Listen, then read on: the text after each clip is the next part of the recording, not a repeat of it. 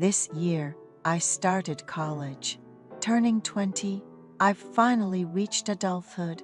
My parents are entrepreneurs who've established a stable business over the years. Although I haven't explicitly compared, I believe our family's financial situation might be quite unique among my peers due to my parents' success. They run a manufacturing plant and have been able to provide full support to me, their only son, while the college I got into wasn't my top choice. I've been enjoying a fun campus life there.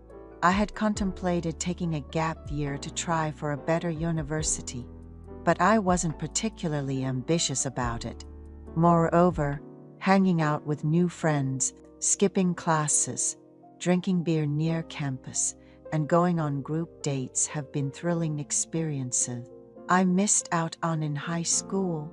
At gatherings, my friends would shyly declare they've become adults, but I held on to the belief that certain milestones should be saved for the person I'd marry. However, being a guy, I couldn't say I was entirely disinterested. My mom has a younger sister who is 10 years my junior, the last born to my grandmother. My grandmother, after having 2 sons and my mom, was surprised by the birth of her youngest in a predominantly farming lifestyle. Interestingly, almost all other households in their area lacked a father figure.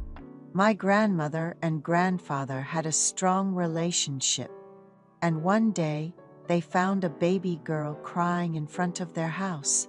The note with her read, "I'm sorry. Please raise this child in your home where both a mom and dad are present."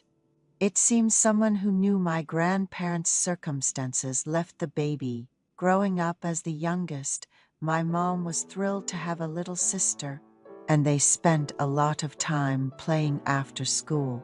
For my mom, who never had a younger sibling, this baby girl was a fresh presence in the family, and my aunt was able to grow up well in a loving home. My aunt finished high school and was working when my mother introduced her to my uncle, and they got married, settling down close to our house.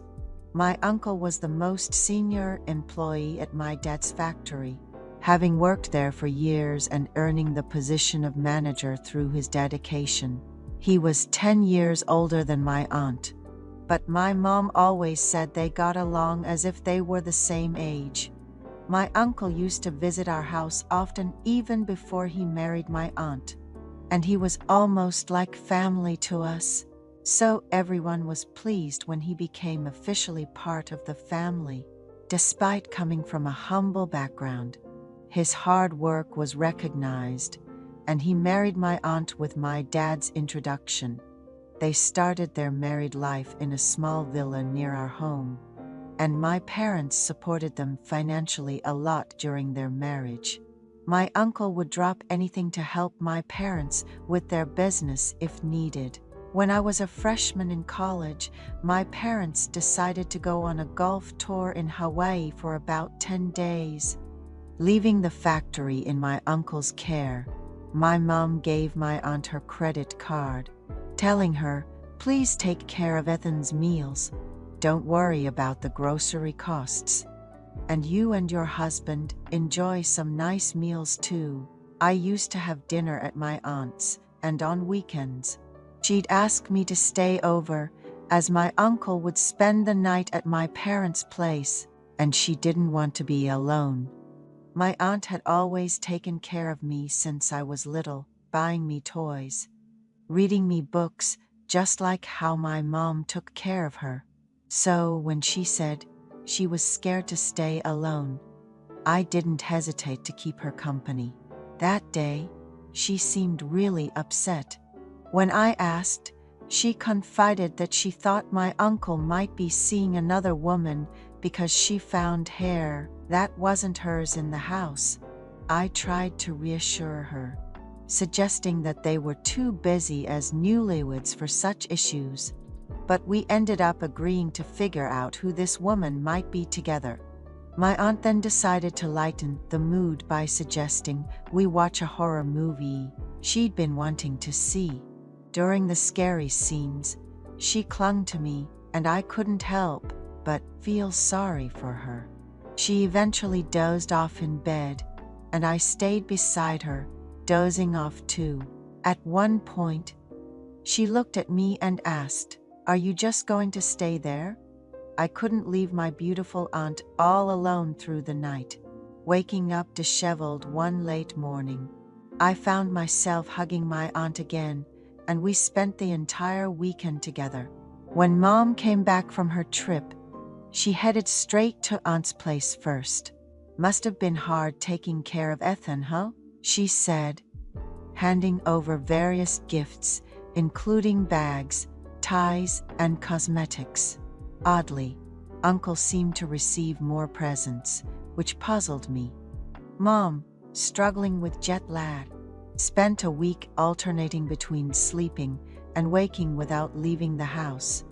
After school, I excitedly headed to Aunt's house with her favorite snacks that I managed to find.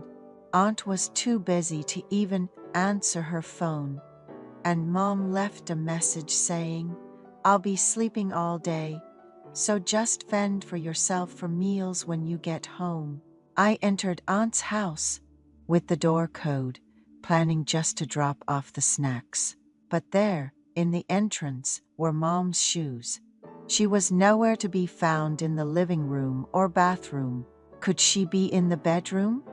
Approaching the door, I overheard, "Honey, I missed you so much."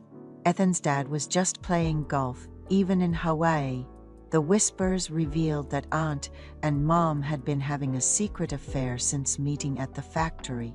Dad, consumed by his business, was completely oblivious. The suspicious hair Aunt found? I realized it must have been Mom's.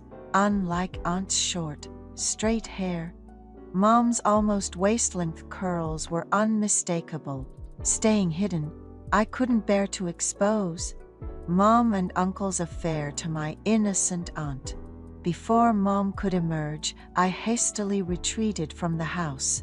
Mom and Uncle had become close friends before developing feelings, and the gifts from the trip were overly generous.